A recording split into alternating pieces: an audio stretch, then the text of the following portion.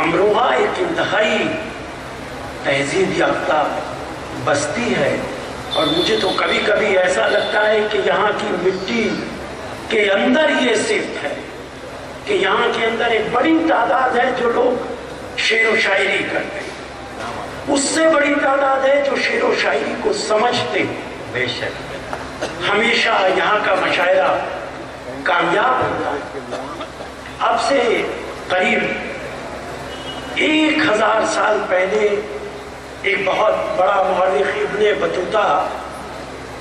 پوری دنیا گھومتا ہوا امروہہ کے اندر آیا،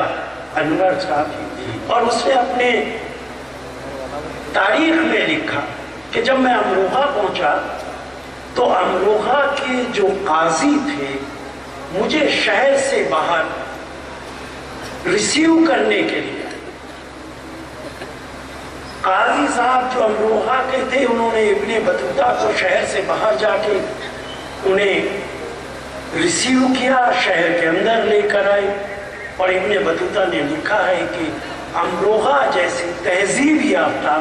بستی میں نے دنیا کے اندر کم دیکھی۔ یہ ایک ایسی بستی ہے۔ یہاں میں یہ بھی ضرور کہنا چاہوں گا، جو کہ یہ مشاعرہ ہے، 250-300 سال پہلے میر سودا قائم چاندپوری جیسے عظیم الشان شعراء پیدا ہوئی، لیکن میر نے لکھا ہے، میر تقی میر نے لکھا ہے کہ میرے استاد امروہہ کے تھے سعادت امروہی۔ میر کو دنیا جانتی، ان کی شاعری پوری دنیا کے اندر مشہور ہے، لیکن یہ میر اپنے آپ قبول کرتے ہیں کہ میں نے جو کچھ سیکھا ہے وہ امروہہ کے استاد سے سیکھا ہے۔ انہوں نے ہی مجھ سے کہا کہ تم اردو کے اندر شاعری کرو تو تم کامیاب ہو جاؤ گے، اور وہ کامیاب۔ تو امروہہ ایسی بستی ہے، مجھے بھی ہندوستان کے اندر کم لوگ جانتے ہیں کہ میں چاندپور کا رہنے والا ہوں، دنیا یہی جانتی ہے کہ میں امروہہ کا رہنے والا ہوں، اور مجھے اس بات پہ فخر ہے کہ مجھے امروہہ کے نام سے پہچانا جاتا ہے، اور بلا شبہ میں اس بات کو